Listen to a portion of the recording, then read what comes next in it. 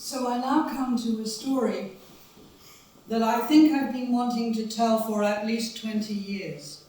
It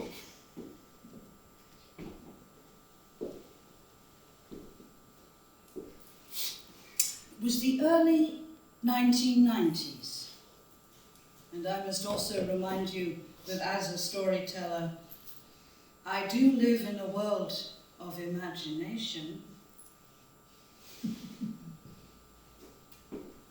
In those early 1990s, I was not enjoying life. I certainly didn't want to be married anymore. So when a couple of old friends that I hadn't seen for years invited me to join them at their holiday home in Avignon, in the south, more or less, of France, of course I said yes. They had a little farmhouse out in the countryside. It was a long, hot, sticky train journey down from London, but it was superb to get out of the train, out of the town, through the fields. Some of you have seen this. You've got bright yellow fields of sunflowers next to fields of lavender, cloudy lines of purple. It's quite stunning to see. But you know that saying, what is it? After 3 days, fish and guests stink. As a guest, I stunk. It had been a long time since I'd been with those people, and we had all changed a lot, and I didn't like them anymore. The feeling was mutual. It was really awkward. Day 4, I got drunk. I mean, in those days, I really could chatter away in French. I knew everybody in the village square, and by the end of the evening, I knew everybody in the cafe, and I'd won some kind of competition. I honestly can't remember what it was I did, but the prize was a bottle of the local hooch, the eau de vie. Oh dear. Yes. I actually managed not to take the stopper out, and I went back to my friend's place. It was late, and they were sitting up waiting for me. There was a row. And then they slammed into their bedroom, and I slunk off to mine, and I heard the village clock clang midnight. I realized I hated the whole of my life. I did not want to be there. I didn't want to be with those people. So I repacked my rucksack and I walked out at midnight in a little French village in the middle of nowhere. But you see, in those days I was physically fit. I had this plan. I would walk through the night back to Avignon train station and go from there. It was so warm. Oh, it was lovely. A few street lamps on, cats scampering about along the roadsides, and then I found the sign to Avignon, and I set off, confident that I could do that. And then I was out of the village, and there was the smell of lavender drifting from the fields, the scent of cooling earth and greenery. There was the buzz of night insects. The sky was full to bursting with stars. And there was nobody else about. It was just me and a few rustling rabbits in the grasses all the way to the horizon. But when the sun came up, my hangover had started.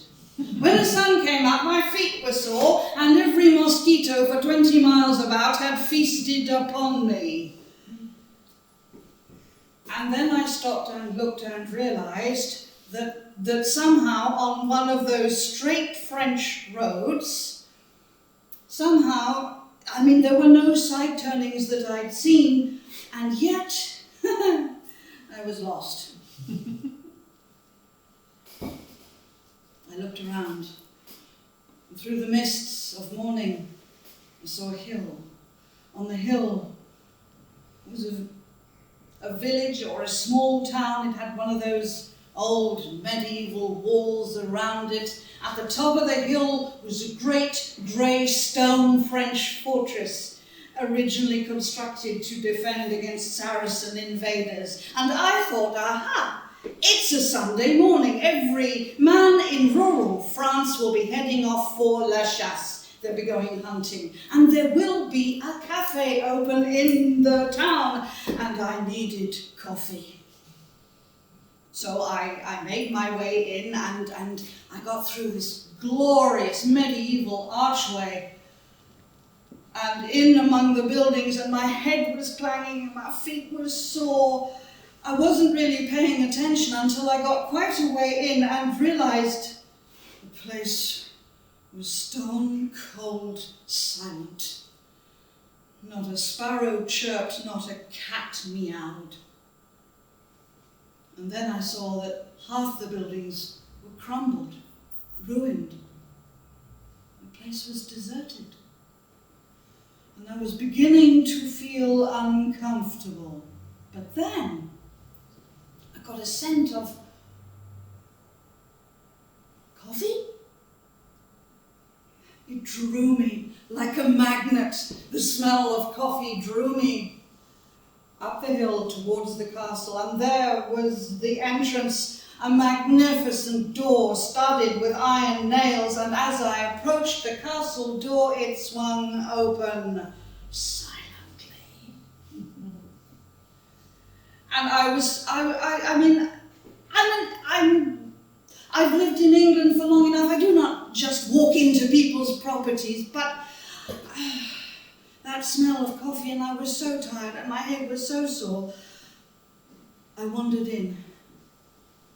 And then I was captivated. You see, I love history, I love castles, and all around me there were displays of swords and spears and shields superbly arranged on the walls, and then there were the tapestries.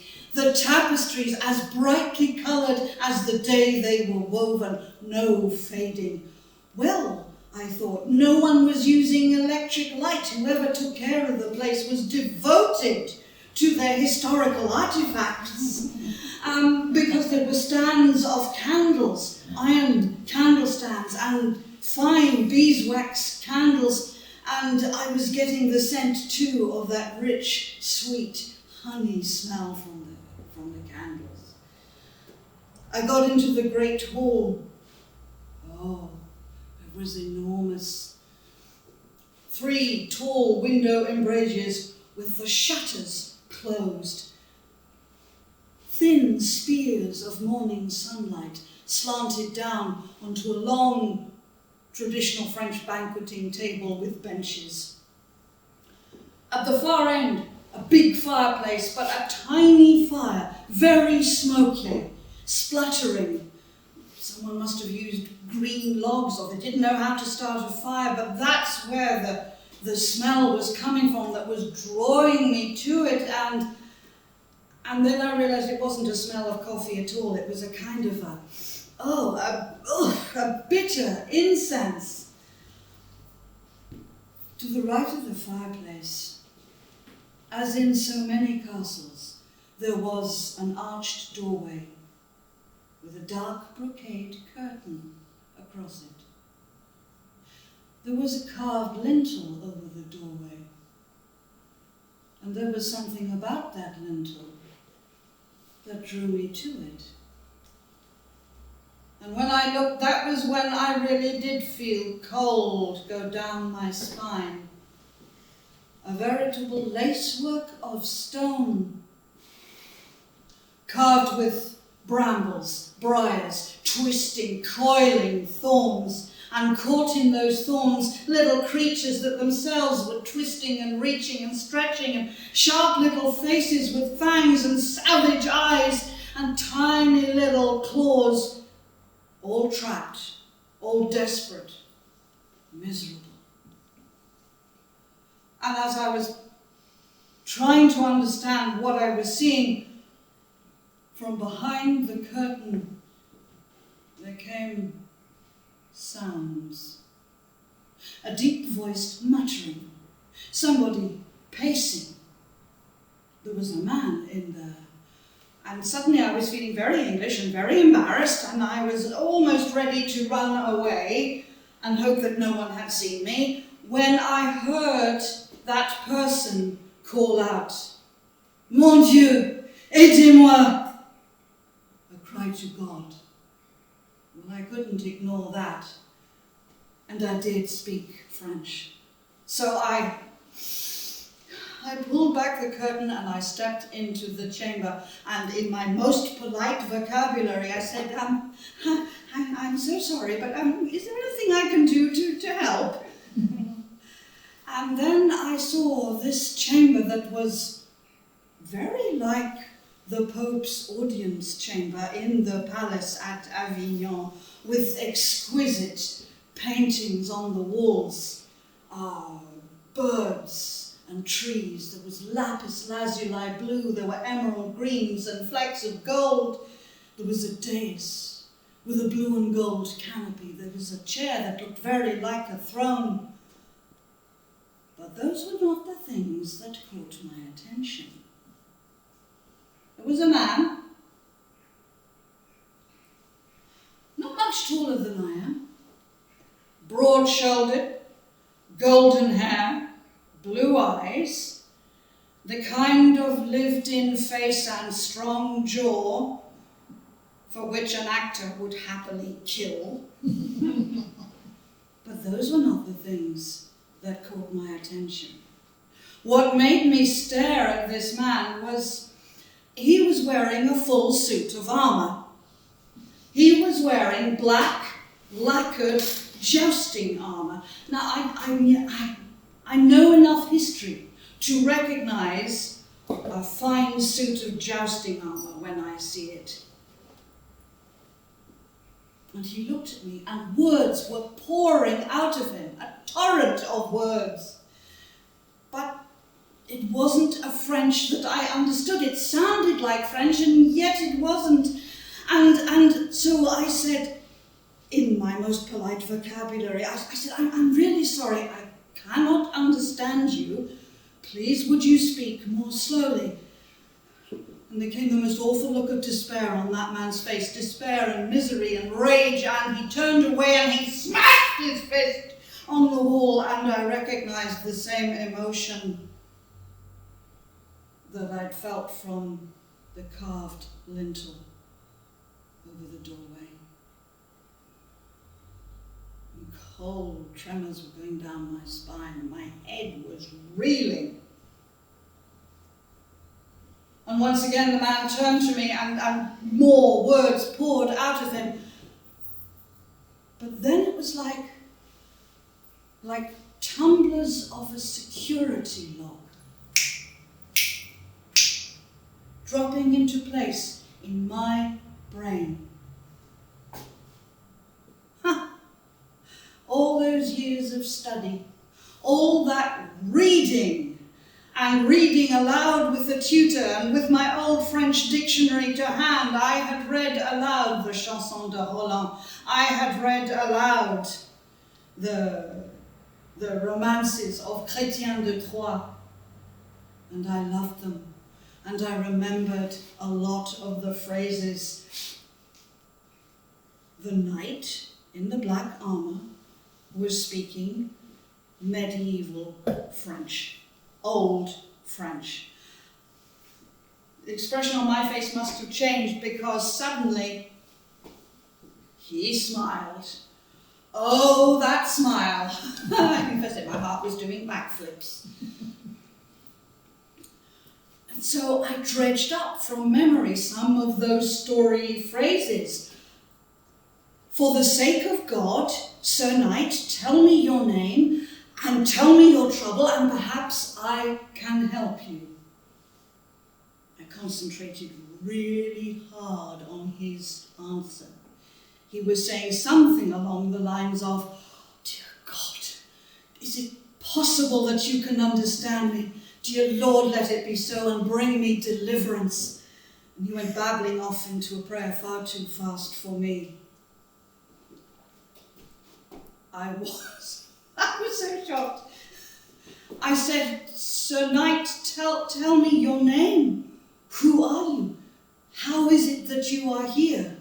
And he said, "I am the Chevalier de la Motte, Loïc, Chevalier de la Motte, and I have been trapped here by enchantment these past 500 years." No wonder he seemed a bit highly strung. I said, I think I need a drink. And I turned to go back into the great hall, and then the Chevalier was at my side and taking my hand in his to lead me, courtly style, into the great hall. And I knew that was the custom of his time. People of the courtly classes held each other's hands to walk together anywhere. Even men held hands to walk together if they were of the nobility. But I wasn't sure if I was having my hand held by a madman, a hallucination, or a ghost. But Loïc's touch was warm and sure and real.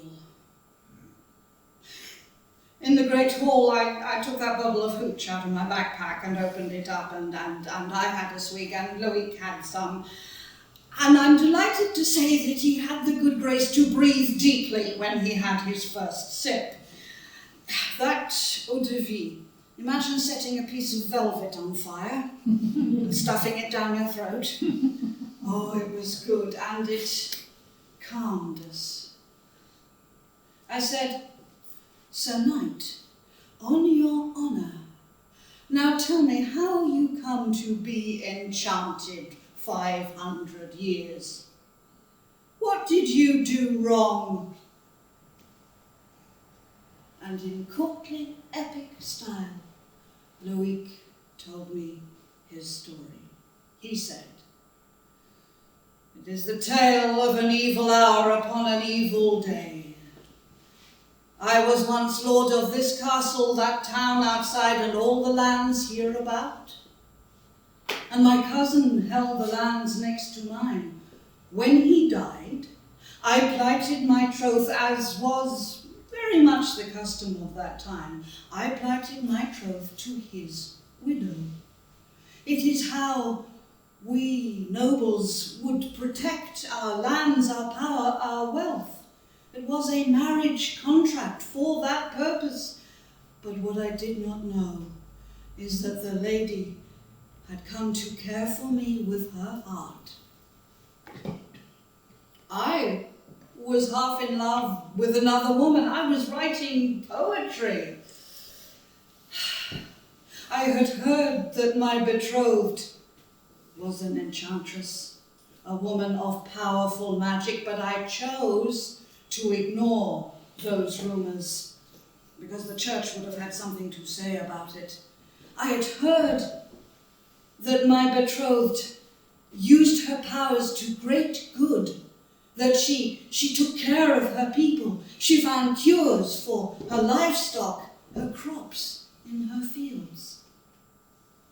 But when she discovered that I had betrayed our marriage even before the wedding day, she flew into a rage and laid this curse upon me, holding me here in my own castle for all time, for all eternity, unto the day of judgment, or until some fair maiden such as yourself should agree to help me. And I was thinking, I'm not sure I qualified for the fair maiden. But Loïc had more of his story to tell. He said, "Once every 100 years, the enchantment is so constructed as to torment me with a chance, a hope of release. Once a century, the magic lures a woman here, and I have my moment to beg her to help break the spell. But God's wounds, the creatures are so witless with fear. They cannot understand what I say to them, and they run. screaming.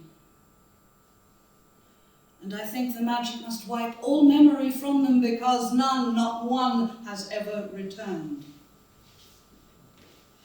And I could just imagine the hysterics of your average French teenager taken away from her cafe friends and her pop music. But I said, that enchantment is bitter cruel, but you, Sir Knight, what you did was base and unworthy. And the Chevalier seemed to slump inside his splendid armour. I fear you'll not help me now. Oh no, that's not what I said. I know these stories. I know how magic is constructed to trap its victim. That's not fair. That's deeply wrong. Not only are you held here, but you are condemned to beg help from a woman who will likely refuse you for the insult done to your betrothed in the first place. It is not fair, it is not right. To hell with her spells. I am one of very few people who can help you, Loic, and by God I shall! You can tell that my spirit of epic adventure was getting pretty fired up by then. Loic was so moved that he seized my hands and kissed them fervently, with his blonde hair flopping forward and tickling my wrists. So then I said, actually I think I had to have another swig of hooch first. Then I said, so what do I do? Here I am, damsel not in distress, ready to help knight in shining armour. How do I break the spell and set you free? And Loic said, the enchantress will send a demon, and you must fight and defeat the demon in single combat.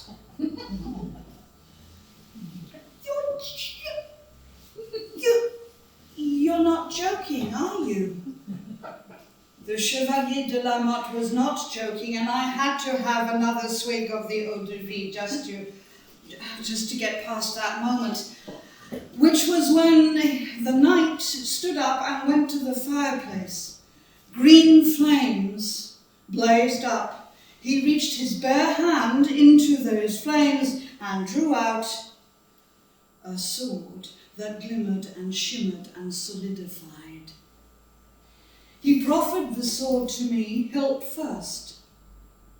It was ice cold.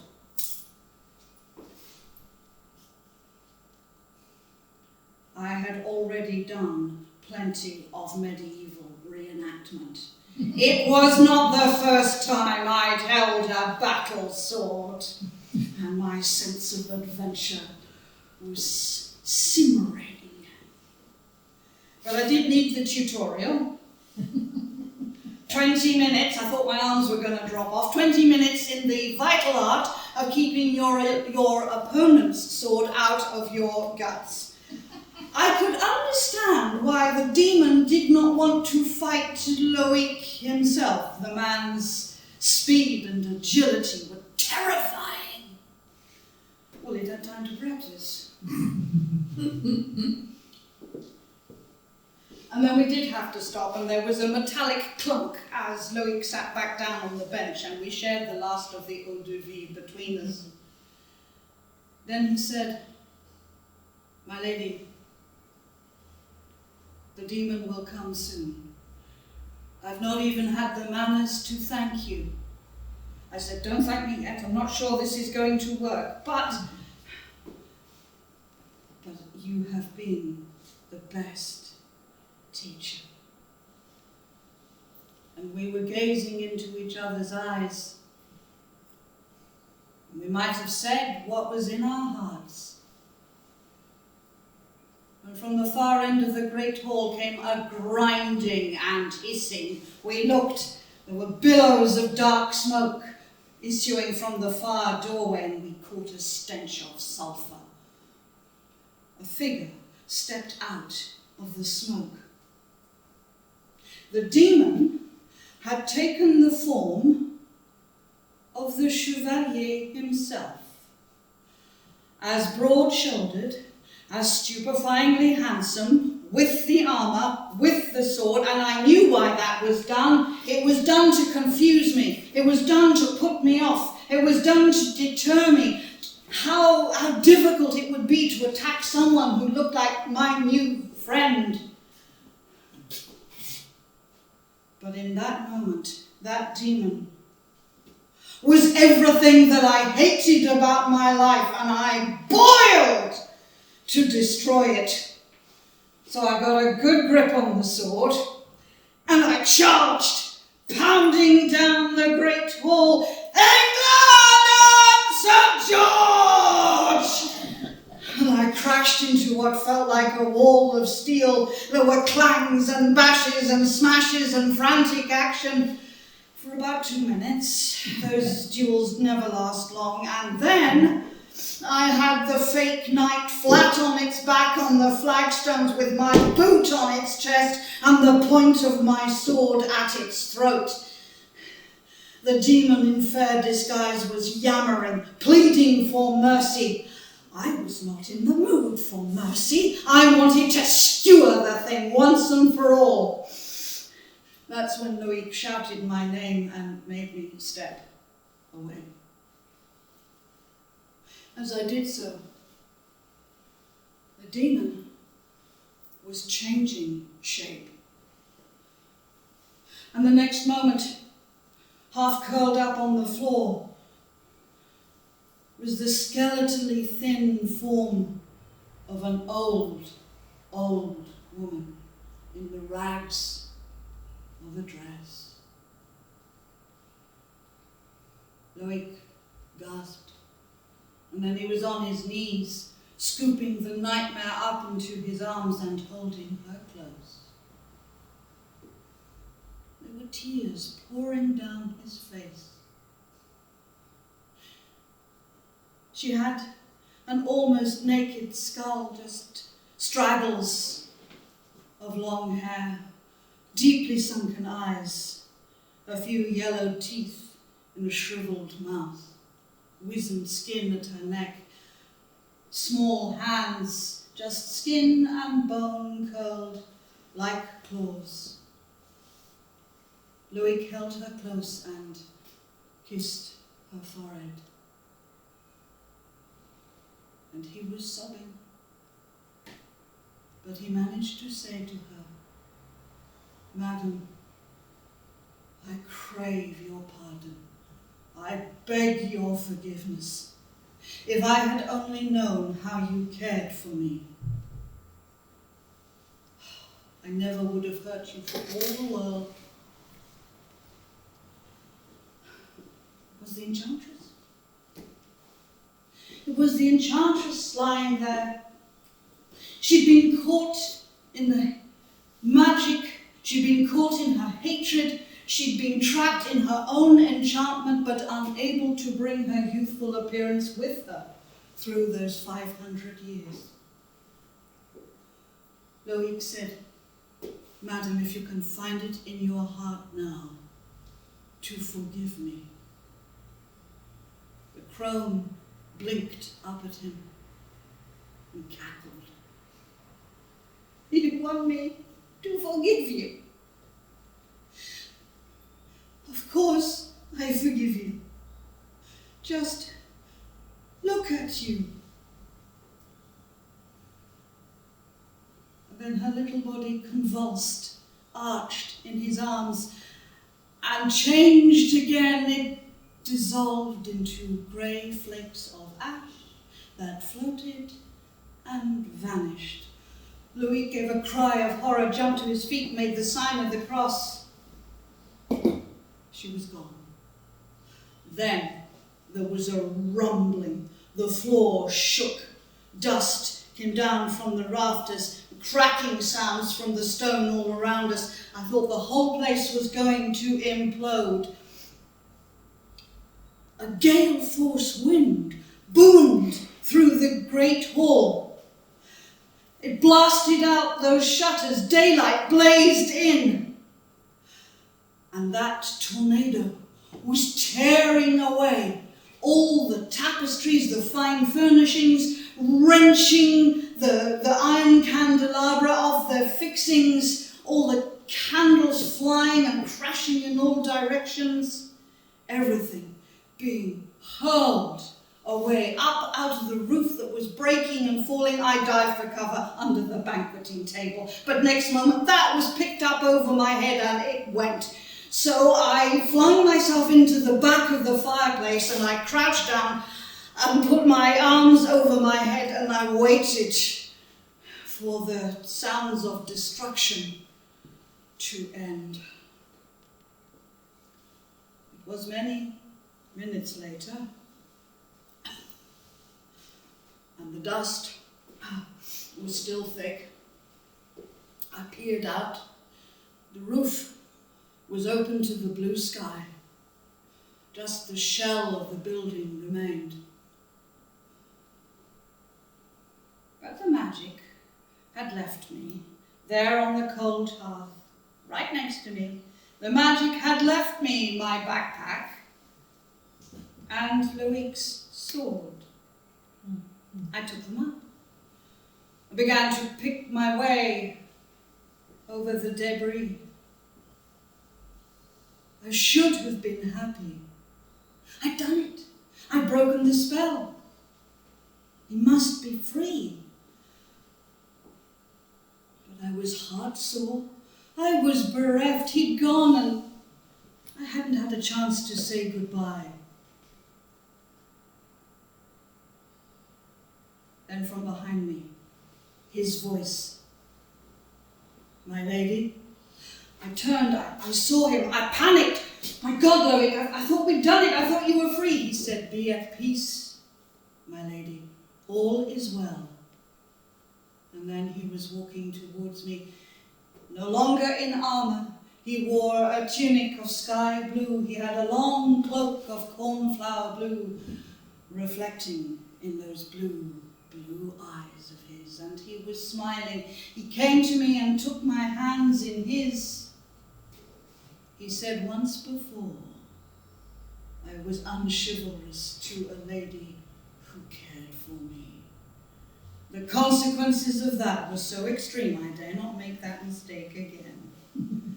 I am permitted these moments to return to thank you and to give you my blessing and farewell. He kissed my hands, and then in traditional French style, put his hands on my shoulders and one little kiss on each cheek. But you know that a story like this, with magic, must include a proper kiss. And sometime later, not that much later,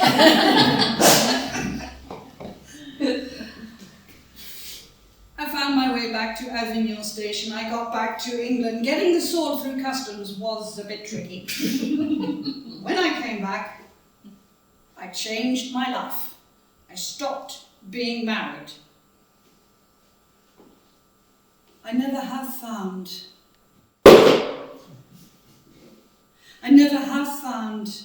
a man with the courage and warm-heartedness and courtesy of a medieval French knight. But I've still got his sword.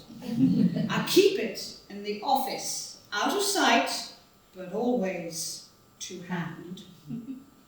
And when a romance looks as if it's turning serious, I make myself go and look at that sword, and I remind myself, yes, some people can succeed at a long-term relationship, but in my world, it is far too easy for marriage to feel like 500 years of misery. And besides, if I'm really honest with you,